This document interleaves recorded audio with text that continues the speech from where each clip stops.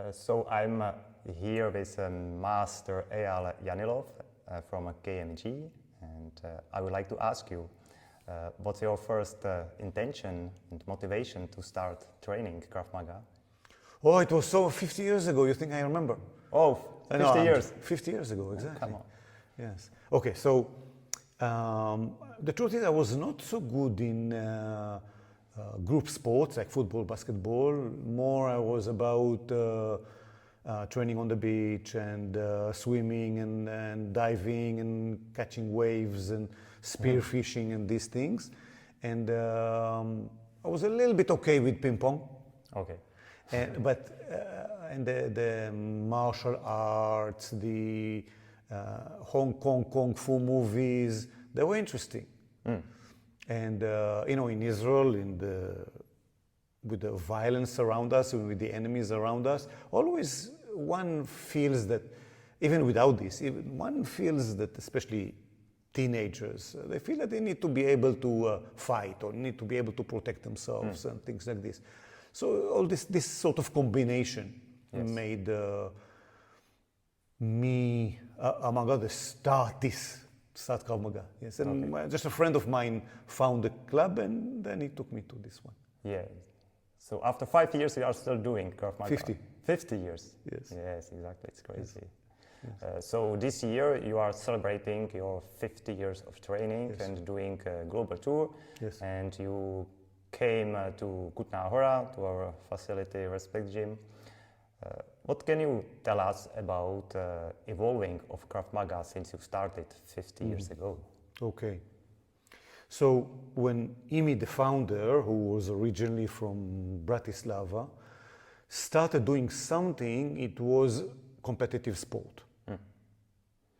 And then he was teaching a little bit self-defense to the Jewish guards, which assisting in protecting the Jewish community in the 1930s against the fascists. And then he went to Israel. And then there he started developing.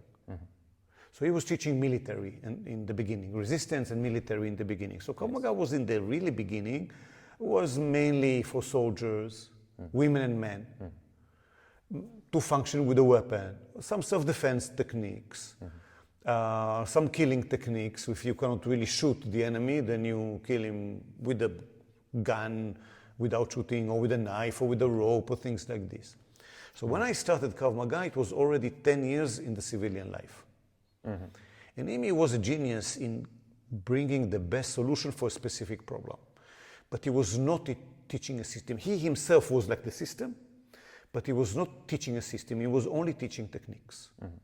So the curriculum that we had was self-defense, some control techniques like police, some military techniques, maybe with something that looks like a bayonet, or century removals, like killing techniques. I was 16, 17, I was jumping on people and simulating in the training, simulating killing techniques with knife or with rope.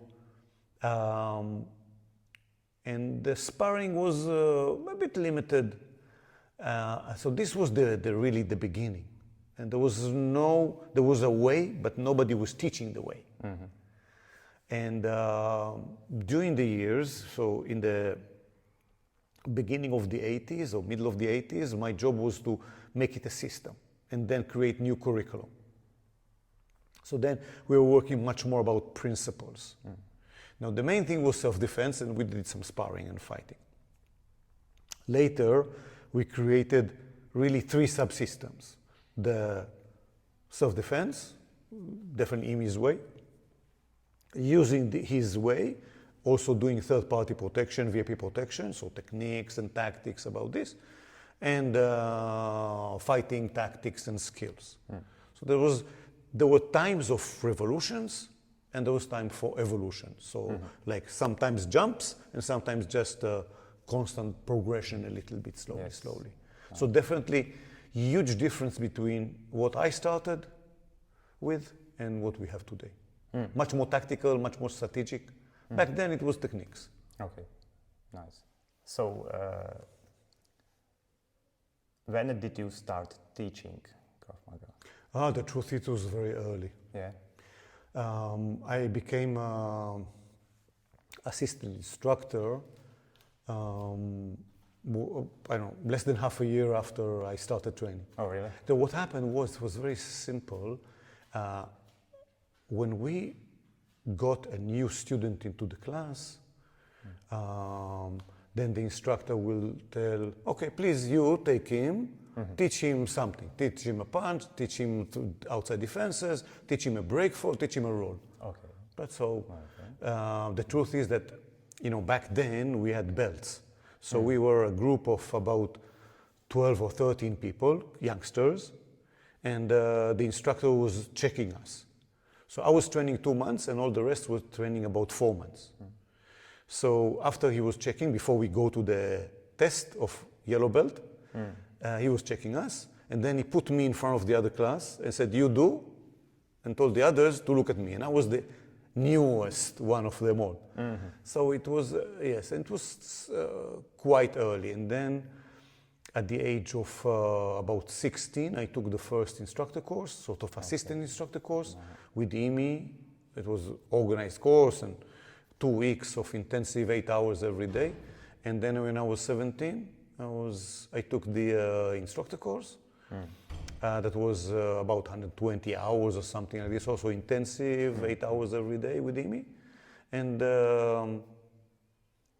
after that, so when I was 17, I was already taking care of the adult groups in the training place. Okay. So after 2 years of training? About 3 years of training, something like this, I was, maybe 2. Starting. Yes, I was already teaching, and yeah, so it seems that it is in the blood. My father, by the way, was the headmaster of a school. He opened his own high school. Okay. Yes, so he was an excellent teacher.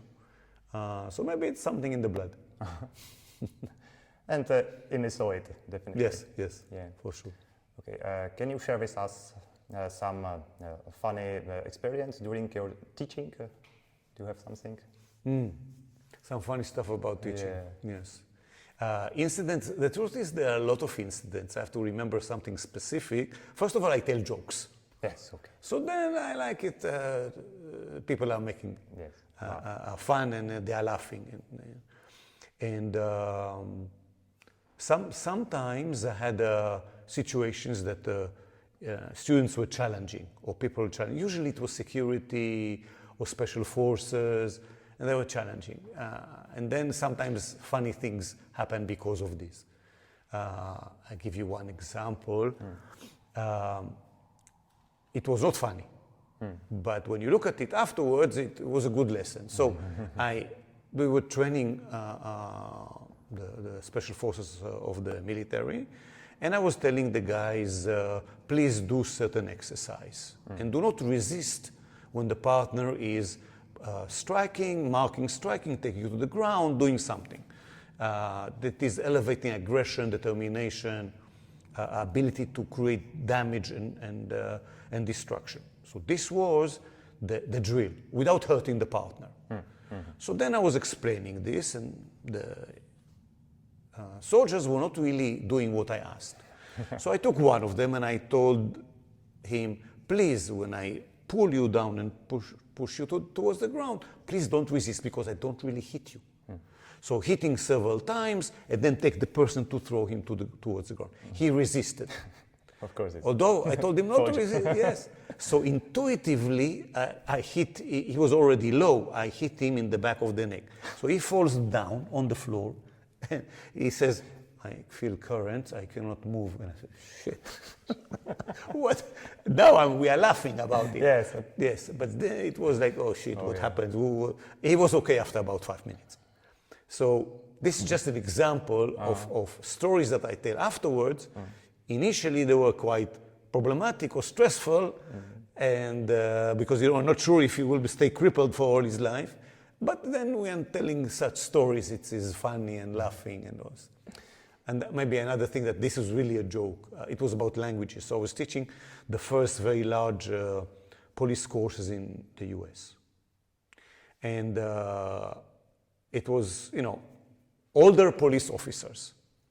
And I was giving them warm-up and stretching and all this. So what I did with them, I'm not in balance so well now, I told them to be in grabbing their feet and be in good balance, which I cannot do now on this one. I do it here. This one. So be like this, be in good balance. And then do this one. Yes. And we were talking about playing the balance and all this. Instead of playing with the balance, I said to them, play with yourself. Now, play with yourself in English means something different than play with the balance. I can imagine what it is. Yes. So you see everybody cracked, everybody's laughing. I didn't understand why they are laughing. Okay. After that, they told me. Yeah, that's Yes. nice. So nice things thing. like this sometimes happens because of language or because of action. And many times there were situations that, for example, one time security force. Of course, it happens also with the regular students, but with these people, it happens a bit more. So he asked me, why do you teach us kick to the balls, to the groin? Because it's so easy to defend kick to the groin. So it's a really stupid question, of course. But what he wanted to show off, that he can defend the kick to the groin. I told him, are you ready? He said, yes. I kicked him in the groin and he fell down. Yes, I just kicked in a way that it was a little bit more difficult for him to understand the beginning of the motion. So this was, funny stuff that happens. But it was not really strong kick, but he fell down. Yeah. So these are things that happen sometimes, but they're not characteristic to the regular training, the regular groups, obviously. Except my language. Yeah, sometimes. Funny stories. Yes.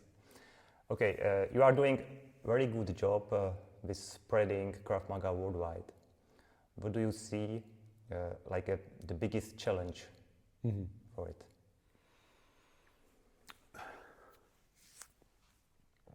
When I started spreading Krav Maga in the world, it was 1994, so 30 years ago. Before that, it was only a little bit in the US. Back then, in the 90s, we had no apps and no internet and no websites and all this. And we were using the martial art magazines to approach the people, to get to the people. And for some reason, I had the ability to give a seminar to people from the martial arts, yes, because those people mainly came. And after that, at least half of them wanted to be Krav Maga instructors afterwards. So this was somehow my capabilities. Nobody knew about Krav Maga, so it was the new kid in the block.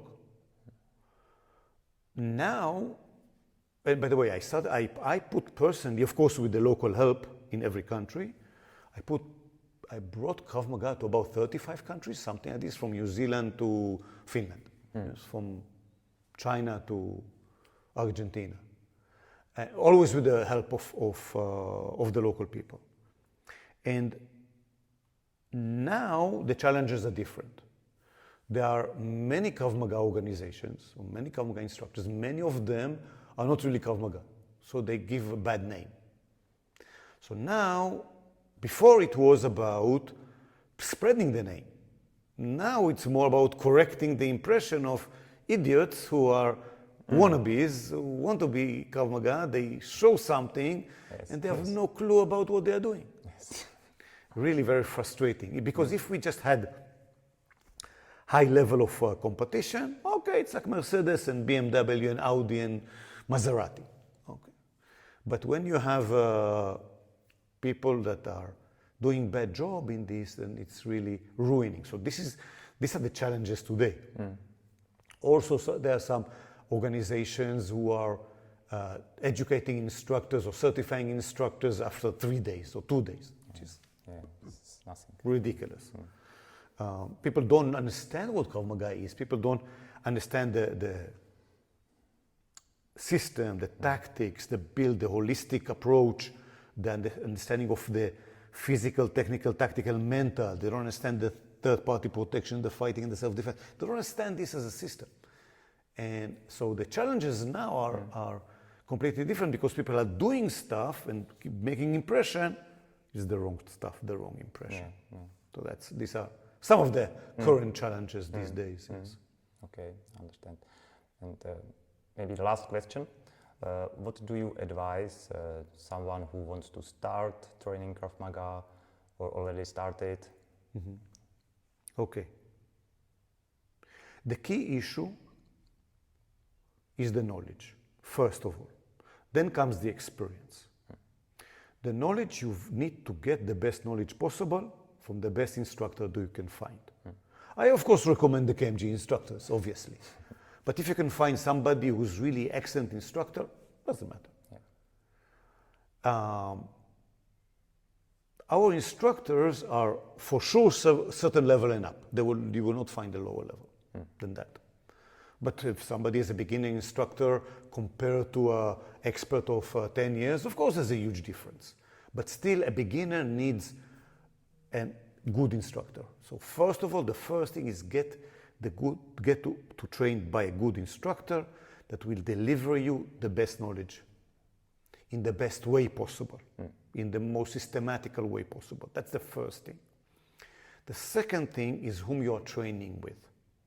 So you need to gain the experience. Knowledge is one thing, experience is the next thing. And in order to be high level, you need to combine both of them. Of the other things, obviously, like the confidence, the mindset, etc. But the beginning is what we could call about faith, trust, believe. You need to have the knowledge is one thing. You need to believe in the knowledge, faith in the knowledge. You have to trust the instructor, if it's somebody who you can really trust and deliver you the knowledge in the best way possible. And then you can believe in yourself.